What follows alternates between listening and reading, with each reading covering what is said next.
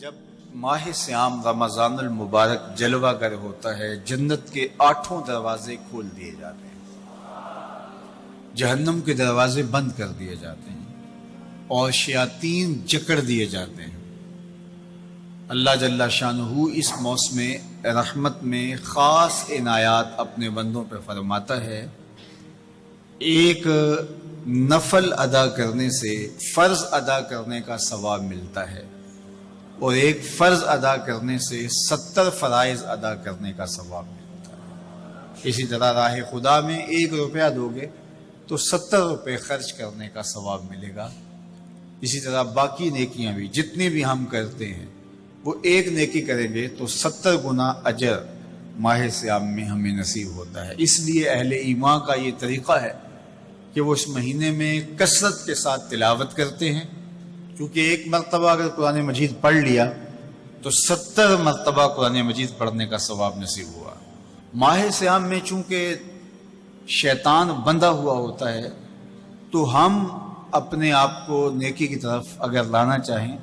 تو اتنی رکاوٹیں نہیں ہوتی جتنی عام دنوں میں ہوتی ہیں، لیکن اس کے باوجود بہت سارے لوگ ہیں جو رات کو بڑا پکا ارادہ کر کے سوتے ہیں کہ میں صبح وقت پہ اٹھوں گا اور نوافل بھی پڑھوں گا اور نماز بھی ادا کروں گا، لیکن جب صبح ہوتی ہے تو انہیں یا تو جاگ نہیں آتی یا نیند سے بیدار ہو جاتے ہیں، بستر سے اٹھا نہیں جاتا۔ جبکہ وہی شخص انہوں نے صبح سبزی منڈی جانا ہو تو چھلانگ لگا کے اٹھتے ہیں اور سبزی منڈی پہنچتے بھی ہیں۔ سستی طبیعت کا کسل نہیں ہوتا۔ عمومی طور پہ ہم اپنے آپ کو بیمار تصور کر لیتے ہیں اور سستی اور کسل کا نام دے کر کے، بہانہ دے کر کے ہم کہتے ہیں کہ بس کیا کریں، ہم کو ارادہ کرتے ہیں روز لیکن ہم سے اٹھا نہیں جاتا،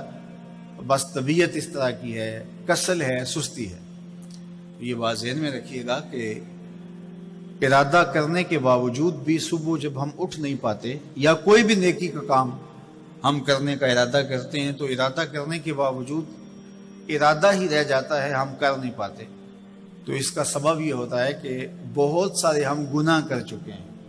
اور ان گناہوں کی وجہ سے ہم نیکی کی توفیق نہیں پاتے۔ حضرت حسن بصری رضی اللہ تعالی عنہ نے یہی وجہ اس کی بیان فرمائی ہے۔ تو اس کا بہترین طریقہ یہ ہے کہ توبہ کی جائے، اور توبہ بھی سچے دل سے کی جائے، رو رو کے اللہ سے گناہوں کی معافی مانگی جائے، اور سچے دل سے جب توبہ کی جائے تو پھر سارے گناہ نہ صرف مٹا دیے جاتے ہیں بلکہ ان کو بدل کے نیکیوں میں تبدیل کر دیا جاتا ہے۔ تو ماہ سیام کے اندر پختہ عزم کریں اور اس عزم کو عمل کی شکل دینے کے لیے سچی توبہ کریں کہ ہمارا یہ رمضان اس طرح سے گزرے، یہ مہینہ اس طرح سے بسر ہو کہ ہم اس مہینے میں اللہ تعالیٰ کی قربت حاصل کر لیں، ہم گناہوں سے پاک ہو جائیں اور ہم جو ثمرات ہیں، جو فوائد ہیں اس مہینے کے، وہ ہم سمیٹ سکیں۔ تو یہ وہ مہینہ ہے جس کے انتظار میں میرے اور آپ کے آقا و مولا اپنی آنکھیں لگائے ہوتے تھے اور دن گن گن کے وقت گزارتے تھے کہ ماہ سیام آ رہا ہے۔ تو اس مہینے کا عزت کے ساتھ، تکریم کے ساتھ، اعزاز کے ساتھ استقبال کرو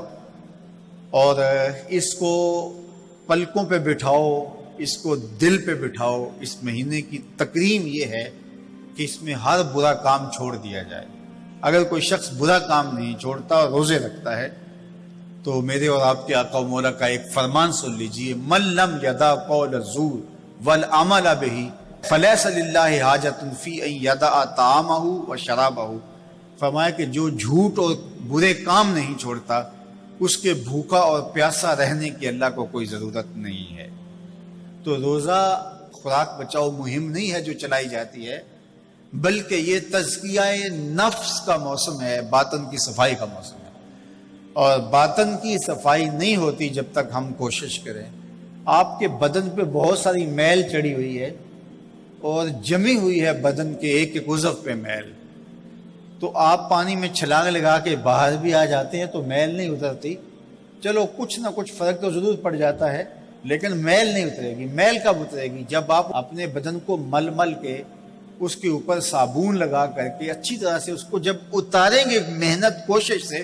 تو پھر آپ کا بدن مہک جائے گا، ہلکا پھلکا ہو جائے گا، میل اتر جائے گی۔ یہ موسم رحمت ہے، اللہ کی رحمتوں کا می برسے گا، اس سے کچھ نہ کچھ فائدہ تو ہوگا ہی، لیکن حقیقی فائدہ وہی حاصل کرے گا جو اپنے گناہوں کو مل مل کے دھوئے گا اور اپنے آپ کو صاف کرنے کی کوشش کرے گا۔ تو اپنے من کے میل اتارنے ہیں، اپنے باطن کے میل اتارنے ہیں، اپنے اعمال کی درست